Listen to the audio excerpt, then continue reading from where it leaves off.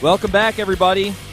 Dire straits now for Prime as Myungshik takes an advantage and throws it away, and now CJantis has a 2-0 lead. Bunny coming in for the first time this season.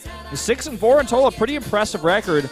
He started coming out a lot more towards the end of last season, and he had a pretty consistent record. I was somewhat impressed with his play. Yeah, he's actually a very strong Terran. We just don't get really a chance to see very often.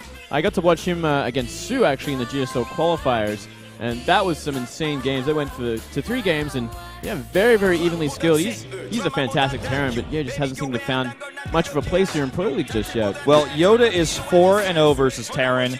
He beat Sue.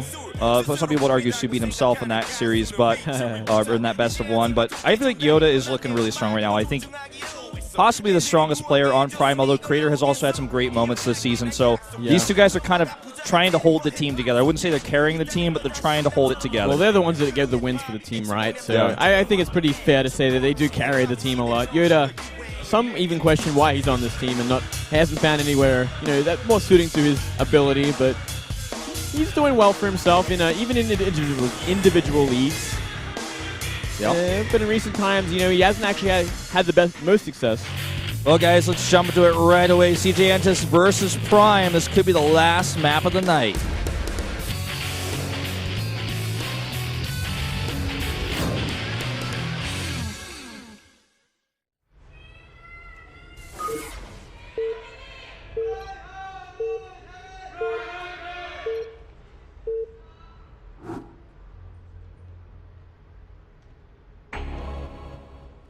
In the top right, we do have, for CJantis, Bunny.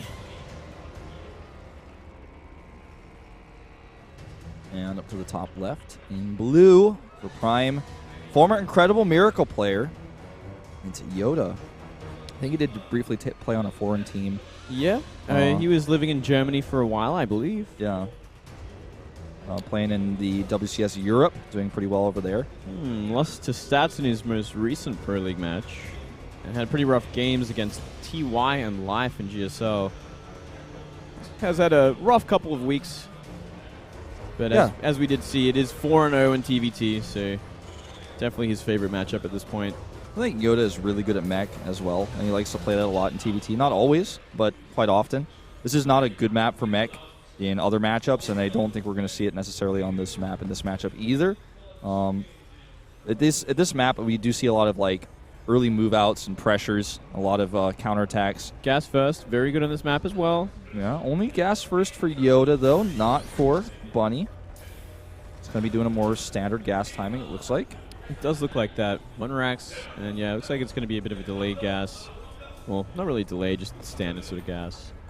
And see if he gets a Reaper out to start things off. Yeah, probably so. Really good scout. We're going to see a lot of aggression coming from YoDa, as we do see a lot of these games. I guess they've kind of died down a bit in recent times, but a lot of the gas first, games that kind of get decided in the first 10 minutes, or it's a lot of dropping and Banshee harassment and just incredible amounts of harassment. Kind of a bit of a transition into the mid-game with Biotank, if it even gets there. No. Biotank, I think, probably I'd say the go-to style on this map. I like it the most. Definitely the most fun to watch, I think. Yeah. Unless it's mech. Mech can be a lot of fun too, but yeah, this map not really designed for it. I love mech on Overgrowth, and I love mech on King Sejong, and also on Catalina. Vani also, yeah, pretty cool too. Fantastic for mech, yeah. Vani's just a fun map in general. It's unique. It's starting to grow on me. I didn't like it at first, but it's starting to grow on me. I think it's just a really sort of well-rounded map. It makes for great macro games, and the positionings aren't bad for just about any race. What do you think about Expedition Lost? I don't particularly like that map because of the sort of the base layouts of the 3rd and 4th. Makes it pretty kind of gross for Zerg and Protoss, I feel. Yeah, I feel like it's not horrible though. It's just a bit more effort for Zergs, especially. If you can get to the late game on that map, it's it feels like it could create some really beautiful games, but it doesn't always happen that way. Yeah. It's good that it's a new map. I'm always happy to see some new maps, kind of spice things up. Well, looks like we're going to see Banshees here out of YoDa with his early gas timing. And we do see Bunny takes a fast CC, but he's making it in his main base just for extra added safety. He's going to get some Hellions out here.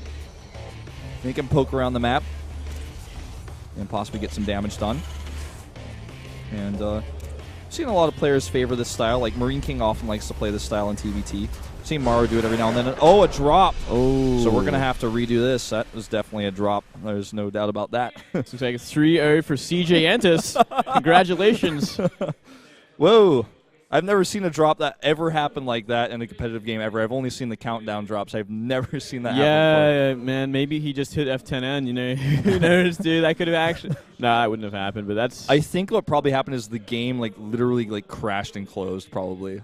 Like, it wasn't even, like, an internet connection drop. The game probably just actually, like, crashed, like, straight up. I feel like it would have had to be, yeah, like one of those, like, memory leaks or something we almost never, ever see. But, yeah, a bit of a shame there. Well, that's kind of annoying. I guess we're just going to have to do resume from replay. But, I mean, the refs are standing right behind him, so there's, like, no way if there's any foul play at work here. Like screwed up his builder. He's like, I've lost already. F10N. Like, I'm out of here. So, I mean. Could have happened. Probably not there, because he probably would never, ever play in Pro League ever again. Yeah, no, this is never going to happen. I mean, YoDa's got a ton of experience as well. Like, there's no way this was a mistake. Like, just absolutely not. I mean, it's like I say there's absolutely no chance, but I mean the chance is so slim. Like if it happens, I will eat my words and be like, oh my god, he really just accidentally left the game. But I just don't see that happening. We'll find out soon enough anyway. I'm sure our producer will tell us exactly what happened. I guess we can kind of like talk about where we're at in the game. Like we got a few Hellions coming out. And they're going to kind of move across the map. There's, you know, when you go for a gas burst like this, you don't have very many Marines at the top of your ramp. So sometimes Hellions come up there, poke, and do a little bit of damage. And then the Banshee comes in your base, so you have to respond to that. I don't know if he has, like, an eBay yet, but we're still pretty early. The starport's not even done yet. So it was very close. Yeah, very close to being done. We didn't get an exact look of how everything was going to be panning out. But, yeah, I kind of like what YoDa was doing, what he was doing. Yeah. He was in a good position for, potentially a lot of damage. Yeah. Bunny just has to get prepared for this, and with Hellions coming across the map, he's probably going to get a pretty good idea of what's coming. We got an invite to the game, so it's a recover. Game. Yeah. So we'll be in it in a moment's time. Luckily, the game didn't go for too long before this happened, so we can just actually get back into it nice and quick. Because recover games are basically just like a replay on fast loading forward. A replay of fast forward. It's like, I don't know, it takes a long time. It does take a long time. Like, trust me, like it takes a really long time. Sometimes when you open those, like if you play, recover like a 50-minute game, sometimes that loads. You just for a don't while. do that, Wolf. You just don't. If it goes 50 minutes, like, well, for the sake of the show, let's just rematch. You know? Because we're not waiting that long. Nobody wants to wait that long. It does take quite some time. So getting everybody back in the lobby, but there was a time a long time ago in StarCraft 2 history when like this would not be possible. And we would have to have a regame, and I'm so glad that at least we don't live in that era anymore. Yeah, things are definitely on the up. As we wait, make sure you guys follow us on Twitter. He is at ProxyWolf and MoonGladeAU. Absolutely. You've been streaming a lot these days. What's your Twitch stream link? Twitch.tv/MoonGladeAU as well. Yeah. You guys want to watch some Zerg action now and then? I have been streaming. I streamed last night and Twitch even tweeted my stream, man. I know, man. I couldn't believe it, dude. Pretty sick. That was unreal. Big shout out to Twitch.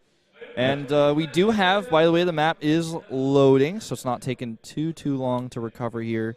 Actually, I guess it's going to load the lobby perhaps first because, there we go. It's not going to take too long. A couple more minutes, perhaps. Yeah. So get back into this TVT. Got to make sure, of course, the players are also ready before we press the go button. Yeah, and do that countdown. It really shakes up your rhythm as well for a game when this kind of thing happens. It's like it's not really pleasant for either player. It's like, well, I just got to wait and kind of jump back into a game that's already started where like my mind was kind of like sorting out the puzzle of how this game's going to go and what am I going to do and what my reaction's going to be to what I've seen already. Yeah, this sort of thing like doesn't really happen in real sports. Like the closest thing to something like this in real sports is like a rain delay or something. Oh boy, did he just drop again? Don't hit quit. See what happens. Yeah, it looks like we're actually gonna have to do this again. Wow. Okay. Okay. Well, so, maybe it will just be a regame. It's possible the replay is corrupted. I mean, I suppose like it's totally possible. They may have to like resume it like 5 seconds before that actually happened. I think that's probably what. I guess we're trying that now. Like nothing really died in this game. The only thing that you want to preserve is spawning locations, of course, and like build orders and stuff like that. But like if this had to be a regame, it wouldn't be the end of the world. It still would be pretty messed up, and it would be like pretty bad, and I think a lot of people would be upset about it. But if it had to be a regame, it wouldn't be the end of the world. But I think the replay is probably fine. Well, yeah, see, this time I think it's not a recover lobby. They're just going to use the replay itself to kind of seek to where it is and then press play. You know, like well, that's good. That's good. That's just to try and. The thing about that, though, actually, though, is if you do that, can't the players see both? Can't the players see both builders and stuff like that? I don't know how that works, actually. I've actually never done it. Yeah, neither have I. I've never used sort of the resume from replay function because most of my gaming's done these days is just laddering and stuff, which is also a lot of fun. I mean, I actually thought when this feature came out, a lot of pro gamers were going to use it to test certain like micro tricks and stuff like that, but it actually just they really don't. Not really. Well, I mean, it's useful, but at the same time, like I guess people don't really want to play from certain positions. They kind of just they want to start from the beginning. They understand the mind game that happened that brought them to that position, so they can just make another game and play it through again. It's kind of like figuring out another puzzle. But if you're starting from already like a weird situation, that's like, well, I just wouldn't play this way next time. I'd play some other way. That exactly. Would like avoid the confrontation or the problem in this game. For example, like the Myungshik game we just saw, like if you played that game in practice, you wouldn't be like, yo, let's load at this point and see if I just transition, do I win? They would both just be like, all right, this doesn't matter. We're not going to redo this. Well, like, you can just watch the replay and be like, well, if you pull back at any point in this game, like you're going to be ahead, and you should just expand from here and use the robo that you have and he does not have to make it immortal, and hold it and use photon overcharge to win the game. Like, it's very like common sense sort of thing. Sure, I feel like it's almost like a novel feature that's kind of cool. Like, say like a pro replay or a WCS replay gets released, then you and your friend could like pretend to play, like Life versus Dream or something from like some point in the game and see who wins. Like that'd be interesting. It's kind of a novel feature. I thought it'd get used more, but in reality, like what you said, is just you just say, okay, let's play again. I know what the problem is. I don't need to like play this again to see it. Yeah, it's a cool idea though. I love it, and hopefully we see some more cool ideas in Legacy of the Void. Too. I'm hoping we get to see confirmation of that Protoss unit pretty soon.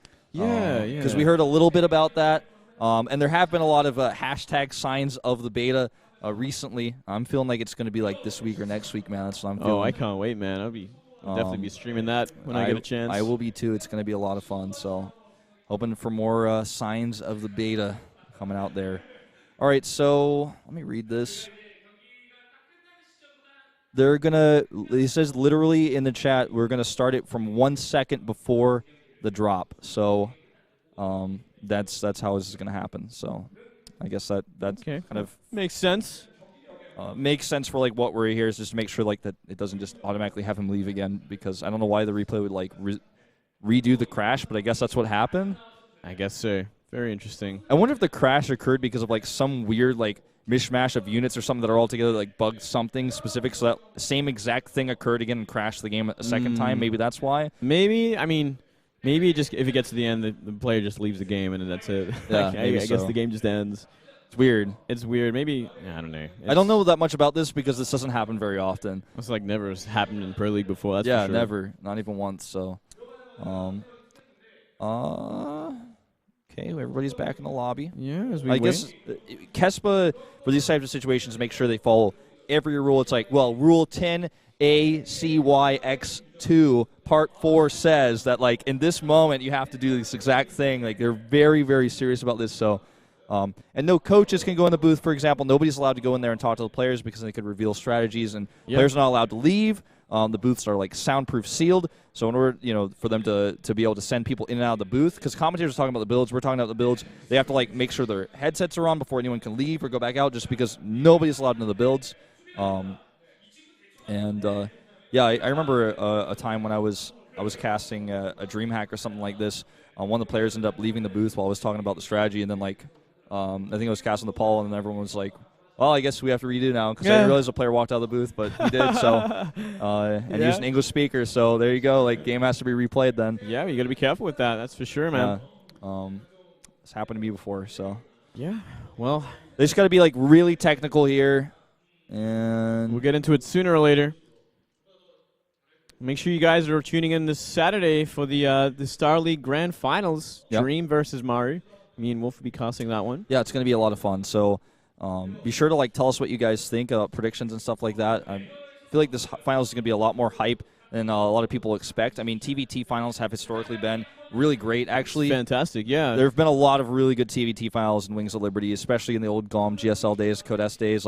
We had more TVT finals back then than any other type, and they were really, really good. Oh, I love TVT, and it's becoming really interesting again. I feel like it went through a phase of just gas first, hyper aggression, game ends really quick. Yeah, and now it's kind of sorted itself out. Yeah, in a way. Evened out a little bit. Games are going a little bit longer now. We're seeing a lot more of the Marine tank style, once again, or the mech style, which is both I love just so much to see. Yeah. Well, recovering the replay once more. And, oh boy, didn't work again. I don't know what we're going to do, Moonglade. Well, hopefully, either way, Wolf, we're not on camera for much longer. Yeah, well, this is just one of those. Got a really technical update on what happened. Okay, so what they attempted. So the PC crashed at 58 seconds in that minute. At that minute, I think it was a 5-minute mark. So they attempted a 57-second recovery, and it failed. So they then attempted a 55-second recovery, and that failed too. So we know exactly what they tried, and everyone already knows that it failed. So I'm guessing we might be trying a 50-second one on this one. I guess that will have to be it, right? No doubt they want to try and avoid doing a regame, as the build orders were already kind of figured out and shown. Yeah. Whether they got complete scouts off or not, you don't really want to go making that best of one game again, and with players kind of knowing what each other are doing, it kind of really complicates the whole thing. Exactly, and we have also had situations in Pro League where there was a drop at the instant the game started, and still the Kesper rules are you have to preserve the spawning locations even. Even if it's on a 2-player map or whatever, you have to preserve the spawning location. That's part of the rules. It's in the rules. So I kind of like that, actually. I do too, because it makes the game the integrity is 100%. There's no variation. It's this is how it was and this is how it will be. Yeah, I mean the only problem is it just takes time, which is the frustrating part. Hopefully this time it's going to work there. All right, 1 second to go. Yeah! Oh, it worked. We go back in. Nice. Okay. Thank God for that. So we're at 42 seconds. So it's about 15, 20 seconds before, 16 seconds if you want to do some simple math, I guess, 16 seconds before the game crashed. So nothing was happening really at that moment in time. So I think this is a fair compromise here to make sure the game is recovered. I just want to get back into the game, man. I want to see these guys play it out. Yeah, 3, 2, 1, it says in the chat, and we're going to get back into it right away. Go to it. Okay. So all that chat there just asking if the players are ready. Of course, they say yes. So we are going to see that Banshee play, just as expected. The starport coming up back at home. No eBay just yet, but he doesn't need it quite yet, but he's going to want to have that pretty soon, as well as a Viking. Yep, pretty soon. Obviously, might get a Viking out pretty quickly, because we are seeing really no Marine production from Bunny just yet. We only see 2 Marines out, which is definitely not going to be enough against a Banshee, especially one that's going to be cloaked pretty soon as well. Much faster second CC from Bunny as well. But he really did forego a lot of defense for that. And I think we will see a Viking coming out of this the starport, start things off. For sure. There it is. And eBay, obviously going to come just in time. Banshees can still find a lot of damage, especially with Cloak. Well, this is that Hellion pressure I was talking about. He's going to come over here. When you put the gas first, you don't have a lot of Marines out, so sometimes you can just come up here and pick off a Marine or two. The Widow Mine is not yet burrowed, but it's going to push this away. Yep. Nice supply, Brock, at the front. Everything is all good for YoDa for now. Let's see if he can do any damage with this Banshee. He's definitely going to find some damage. The question is how much. Ooh, a 3rd turret even. I really like this. I love when players go 3 turrets. It leaves nothing to chance. Already fires before the cloak goes off, before it's ready. Yeah, he said I'm going to actually be surprised if he finds any damage with this. Yeah, you know what? I don't know if he will. With that 3rd turret and the Viking already able to zone him out before he even gets in here. Might get 1 SCV. He's going to fly in. Runs into the turret. And yeah, already at half health. And nothing found. Really great start here for Bunny. He has a scan, but I don't even think he wants to use it. Doesn't have to, which is the thing. There's a turret here too. Oh, he's going to lose this Banshee. Gonna sack it. Oh. Okay, he scans just for the 100% verification. That's not a bad choice. You might as well, right? You completely get that out of the picture. Well, this drop was spotted, so I don't think it's going to get very much done. It's mostly Marines for defense, but as long as he gets on top of it before all the Hellions get unloaded, I mean, there's not a lot of space to work with here with the Hellions. If he gets a good shot off on these Marines, if they are bunched up a little too much. Yeah, and he didn't see it until they're all unloaded. That's really key here, so he can actually get a few Marine kills. He's going to get a few and get out. Not ideal, but... Yeah, he sees the composition that's going to be some tank Marine. It's like, fair enough. And we are seeing really no other sort of production from Bunny, so I'm getting the feeling we might even see mech. Yeah. Meanwhile, YoDa with that Raven is going to be safe against any counter Banshees. And Bunny does the same because already Banshees on the map. And he even takes a third base, and that kind of makes me feel like you're right about that mech prediction. This Banshee comes in here and finds a few kills because the Viking was out of position. This is how this normally goes, where it's like you're going to find some damage. Well, but with this Raven, it's still not worth it for 2 kills. No, it's definitely not. And it is going to go down, guaranteed at this point. Finding a couple more, but that's 2 Banshees for, what, 4 or 5 SCVs? It's not really worth it at all. Burst down that Widow Mine, and this is a lot of Hellions to deal with, actually. Yeah, no tanks in position either, so he's going to have that natural delayed even longer. Yep, just going to sit that Hellion and park it in the spot. Probably okay with him landing it, actually. He's like, yeah, go ahead and land that. That's fine. Doesn't really make a difference, right? Like, I'll just poke it for a second. A lot of Hellions coming out. And no SCVs can come over here for any time soon. It's kind of like the 4GG style we actually see a lot. Yeah. He loves to go for this kind of mass Hellions, but usually adds Banshees with it as well.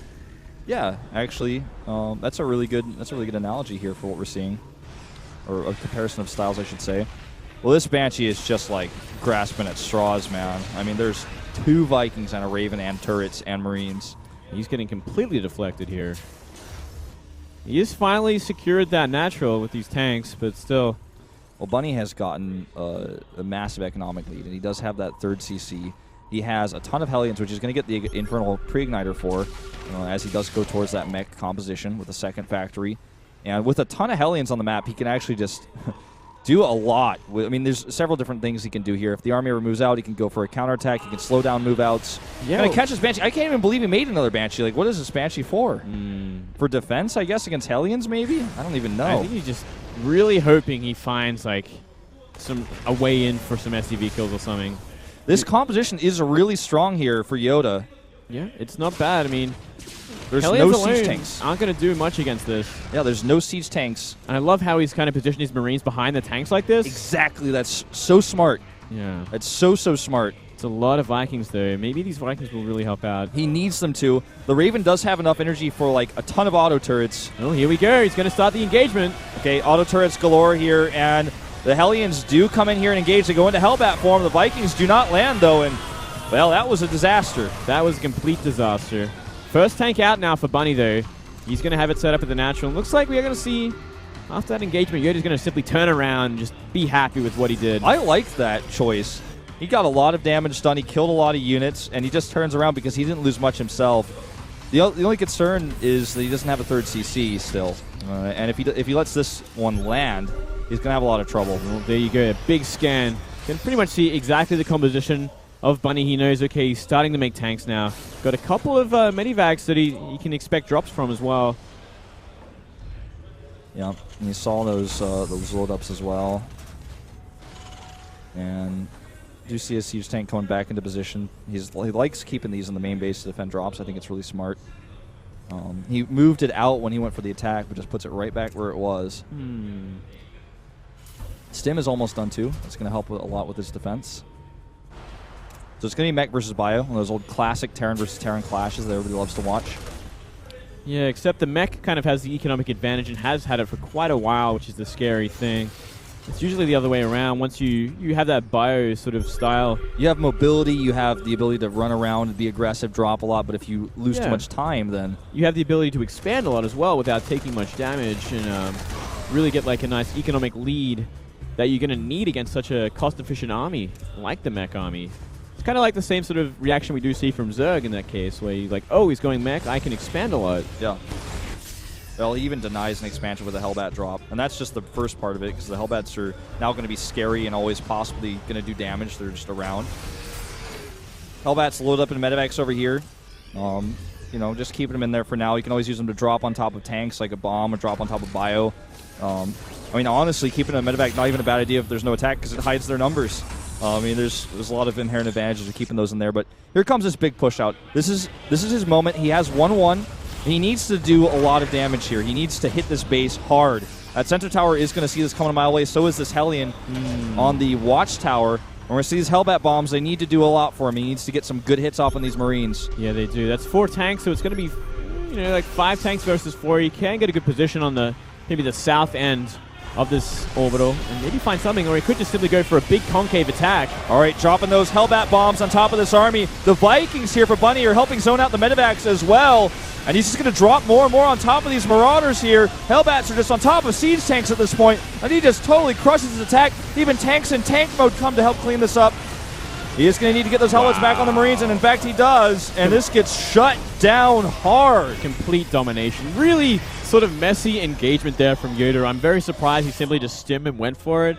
Maybe he was hoping the tanks weren't going to be sieged up or they'd just be out of position. I'm not sure, man. I feel like he should have gone from the south end, maybe try and siege it, force it to lift up and cut the economy off, instead of simply trying to just fight it head on against a mech that's set up at that base. You know what's funny about this too, and I talk about this sometimes in this matchup because I feel like it does come into play. It's not a game changer, but when he scans, he doesn't know how many Hellbats are there because a lot of them are in the medevacs, and he doesn't know which medevacs have Hellbats in them, so it's hard to split his units and get ready for that. Here comes a Hellbat drop, speaking of which is going to kill a few SCVs here, 5 already, more than a few. Another one coming towards the third base here, relatively undefended. His whole bio army comes back here, then boom, another attack at this location. 11 kills already, and yeah, he's just picking him apart with these simple Hellbat drops.